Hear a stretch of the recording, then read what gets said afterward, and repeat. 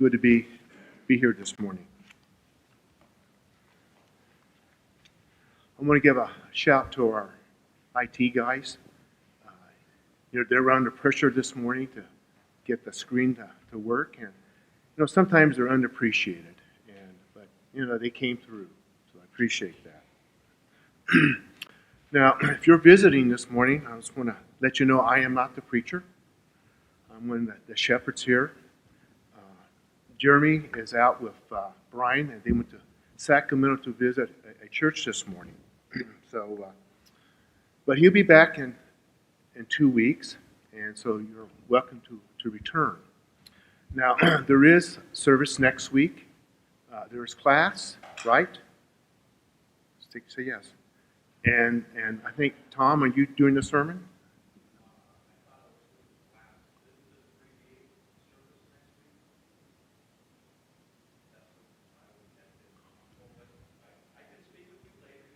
Well, I guess we'll have to regroup here. So anyway,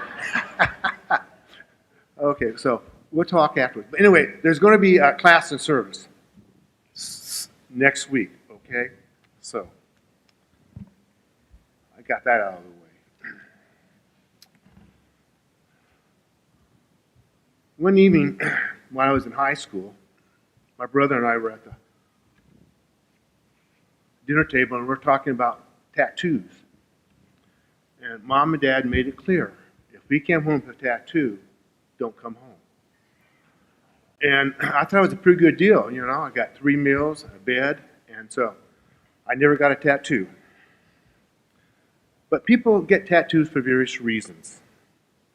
They represent symbols. They represent events. Now, the ancient Israelites didn't have tattoos to remind them of things. But they were encouraged to put quotes on their doorpost and put notes in their hair to remind them of God's law. One of those commandments, I'm pretty sure, was Micah 6:8. It was read this morning, but let's read it again. He has shown you, O mortal, what is good. And what does the Lord require of you? To act justly, to love mercy, to walk humbly with your God. So what does God expect of you? What does God require of you? What does God ask of you on a daily basis? To act justly, to love mercy, and walk humbly with your God. But this morning, I'm going to stress mercy. Mercy. And let's move forward past Micah 6:8. 500 years later, Jesus comes on the scene, and he ups the ante with Matthew 5:7. What is 5:7? It was read this morning. Blessed are the merciful, for they will be showing mercy. So God expects us to be what? Merciful people. Merciful people. So let's kind of define what mercy looks like. Let's define mercy.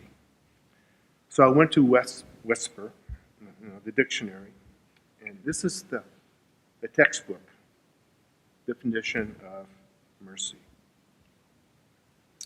It involves considering others so that we can understand their circumstances and feelings and see how we can best help them.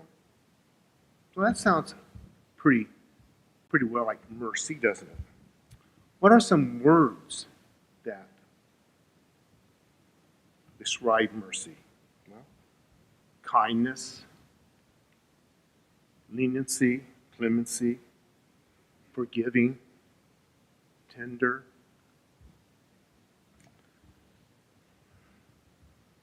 But in our passage this morning, in Micah 6:8, what was the word right before mercy? What was the word right before mercy? Anybody remember? What was it? No, the word right before mercy was love. Love, mercy. Love, mercy. How is God described? In 1 John 4, God is what? Love. Apostle Paul in 1 Corinthians 13 gives us a great description of what love is, doesn't he? Love is patience. Love is kind. So you've heard that verse before. So I changed it a little bit this morning. And I replaced love with mercy. So let's read 1 Corinthians 13 with mercy there. Mercy is patience. Mercy is kind. It is not envy. It does not boast. It is not proud. It does not dishonor others. It's not self-seeking. It's not easily angered. It keeps no wrong record of wrongs. Mercy does not delight in evil, but rejoices. So, are you getting a better picture of what mercy looks like, feels like, from a God perspective? What God sees mercy as? So let's look at some stories where mercy's being used.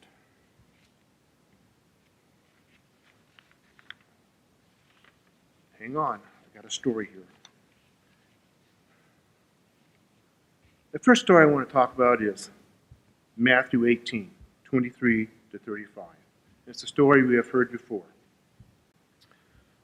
Therefore, the kingdom of heaven is like a king who wanted to settle accounts with his servants. As he begins the settlement, a man who owed him 10,000 bags of gold was brought to him. Since he was not able to pay, the master ordered that he, his wife, his children, and all that he had be sold to repay the debt. At this, the servant fell on his knees before him. "Be patient with me," he begged. "I will pay back everything." The servant's master took pity on him, canceled the debt, and let him go. 10,000 bags of gold. I figured that out by Google. That's about $3 million. So this servant owed this master $3 million. Couldn't pay it. So what did he ask for? He asked for what? Pity and mercy. And the master had pity on him and canceled the debt. $3 million he canceled. But let's move on. But the servant went out, found one of his fellow servants who owed him 100 silver coins. He grabbed him and began to choke him. "Pay back what you owe me," he demanded. His fellow servant fell on his knees and begged him, "Be patient with me. I will pay you back." So, the first servant got what? Mercy. But he couldn't what? Give mercy to another servant. Who owed him money. But he refused. Instead, he went off and had the man thrown into prison until he could pay the debt. When the other servants saw what had happened, they were outraged and went and told their master everything that had happened. Then the master called the servant in. "You wicked servant," he said. "I canceled all the debt of yours because you begged me, because you asked for mercy. Shouldn't you have mercy on your fellow servant just as I had on you?" And that's where Micah 6:8 comes in. And this is where Matthew 5:7 comes in. You should have mercy on your fellow servant just as I had mercy on you. In anger, his master handed him over to his jailers to be tortured until he should pay back all he owed. Verse 35. This is how our Heavenly Father will treat each of you unless you forgive your brothers and your sisters from your heart. Let's talk about another story. And I've been practicing not to tear up when I tell this story. It's the story of Renee and Eric. It's a story that you have heard.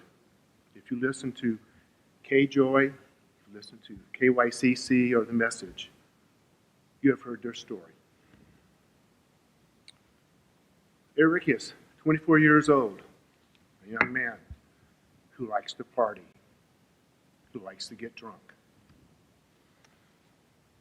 One day, he got drunk and partied and got in his car.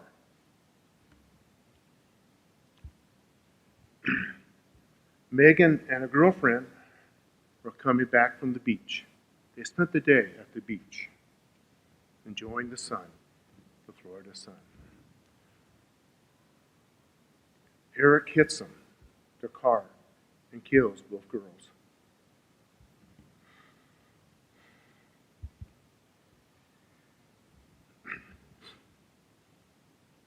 Like I said, I've been practicing. This is where Renee comes in. Renee is the mom of Megan. Can you imagine the hurt, the anger, and bitterness that Renee has? So she tries to get rid of that anger and tries to challenge it to MAD, Mothers Against Drunk Driving. So she goes on speaking tours and tries to get this anger and this bitterness out of it. But it doesn't go away. It doesn't go away. So she prays. She prays to God to help me, to help her to get rid of this anger and this bitterness. And God tells her, you need to forgive Eric. You need to forgive Eric. So one day she goes to the prison, hugs him, and says, I forgive you. I forgive you. And after a while, other families, members of Megan comes into the picture. And they go down to the prison, and they tell Eric, I forgive you. I forgive you. But the story doesn't stop there. She petitions the court for a rehearing. So they go to court, and these family members and Renee ask for mercy for Eric. The court halves Eric's sentence from 22 years to 11 years. But the story doesn't stop there. Matthew West had this story in his court case for several years. But like he said, how do you write a song of that magnitude?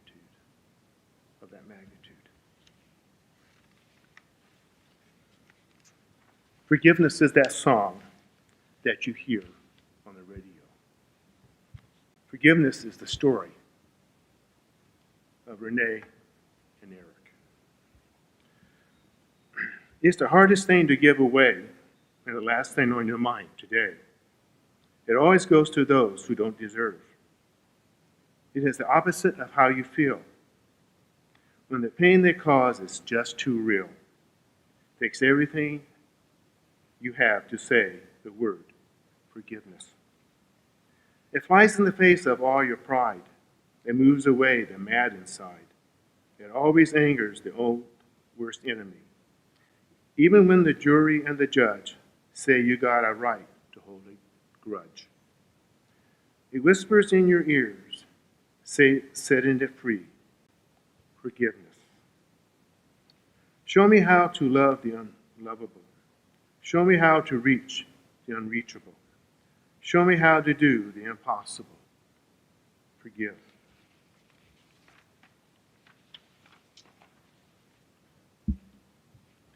It clears the bitterness away. It can even set a prisoner free. There's no end to what its power can do. So let it go and be amazed by what you see through the eyes of grace. The prisoner that it really frees is you. Forgiveness. I want finally to set it free, Show me how to see what your mercy sees. Help me now to give what you gave to me, forgiveness. The story doesn't end there. On occasions, I think he's released now, but Eric travels with Renee when she gives talks about drunk driving. Sometimes she appears with Matthew West, and Eric shows up too to tell the story about forgiveness. Let's go back a few years. Well, 2,500 years ago, okay, to another story. Story of Hosea and Gomer. Their story is found in Hosea. It's a story of unfaithful love, forgiveness, and mercy. Now, the letter of Hosea is kind of a living parable. It's a living illustration. God is using the marriage of Hosea and Gomer to drive a point home to Israel. This is what unfaithful love looks like. In the first chapter, God tells Hosea to go down to the local brothel and find you a wife. He goes down and finds a wife, Gomer. She's unfaithful. She's an adulteress. She keeps having affairs constantly. And Gomer keeps taking her back. Hosea keeps taking her back. And he keeps loving her. At one point, she gets so low that she sells herself back to the brothel. And God tells Hosea, go buy her back. And Hosea goes back and buys her back. So it's the story of a husband continually rescuing his wife from adultery and prostitution. The Hosea and Gomer marriage represents the Lord's relationship to Israel, who has been disloyal to him by worshiping other gods. It's a story about God's love for his covenant people and longs to take them back. In Hosea 11, chapter 11, verses 1 through 4, God is talking. If you read it, and I'll read it here, listen for the sorrow and the hurt in God's voice. In God's voice. This is what mercy sounds like. This is what mercy sounds like. When Israel was a child, I loved him. And out of Egypt I called my son. But the more they were called, the more they went away from me. And they sacrificed to Baal, and they burnt incense to images. It was I who taught Ephraim to walk, taking them by the arm, but they did not realize it was I who healed them. I led them with cords of human kindness, with ties of love. To them I was like one who lifts a little child to the cheek and bent down to feed them. It sounds more like a father's prayer, doesn't it? A father's prayer. That's what mercy sounds like. That's what mercy sounds like.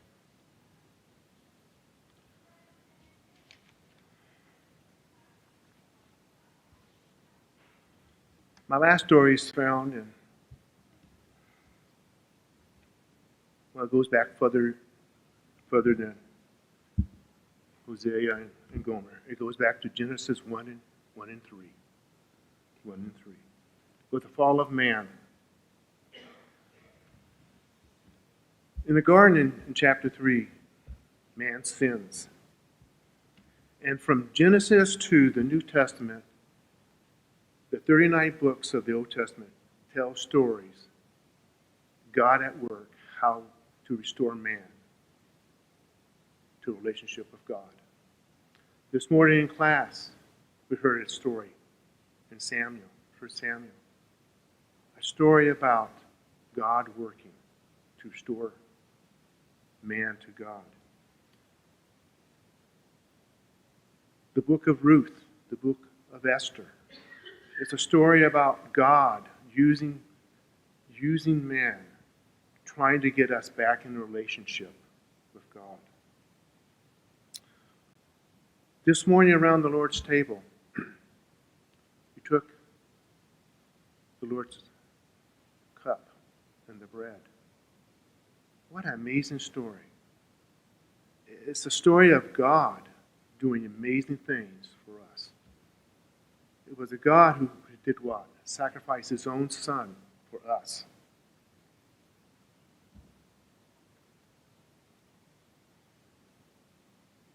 God is a God of mercy, a God of grace. Why is that important to God? Well, we're made in the image of God. And being mercy and being gracious is the DNA of God. And he wants his people to show that DNA of being merciful people. Being merciful people. God expects us to be merciful. Micah 6:8 and the blessings of Matthew 5:7. He wants us to be a blessing to the world, a people that stands out in the crowd. You know, this month, the shepherds have represented lessons from the Beatitudes. The upside-down kingdom. Upside-down kingdom. Blessed are the poor in spirit, the peacemakers, the meek, and the merciful. What ways can we remind ourselves that we are made in the image of God? Tattoos, you know. Putting Post-its on our doorpost. Tying knots in our hairs. Or they can start with a melody in our heart. Listen to the words of Zach Williams. Little less of me. Oh, I have days I lose the fight. I try my best, but just don't get it right. Where I talk, that I don't walk, and miss the moments right before my eyes. Somebody with a hurt that I could have helped. Somebody with a hand that I could have held. When I just can't see past myself, Lord, help me be. A little like mercy, a little more like peace, a little more like kindness, goodness, love, and faith. A little more like patience, a little more like peace, a little more like Jesus, a little less like me. Yea, there's no 9 I have changed. I've been saved from who I used to be. But even at my best, I must confess, I still need to see the way you see. Somebody with a hurt that I could have helped. Somebody with a hand that I could have held. When I just can't see past myself, Lord, help me be. A little more like mercy, a little more like grace, a little more kindness, goodness, love, and faith. A little more like patience, a little more like peace, a little more like Jesus, a little less of me. Oh, I want to feed the beggar on the street, love to be your hands and feet, freely give what I receive, or help me be. I want to put you first above all else, love my neighbor as myself. In moments no one sees, Lord, help me be. A little more like mercy, a little more like grace, a little more like kindness, goodness, love, and faith. A little more like patience, a little more like peace, a little more like Jesus, oh, a little less like me. A little more of living everything I preach. A little more like Jesus. A little less like me. Oh, a little less like me.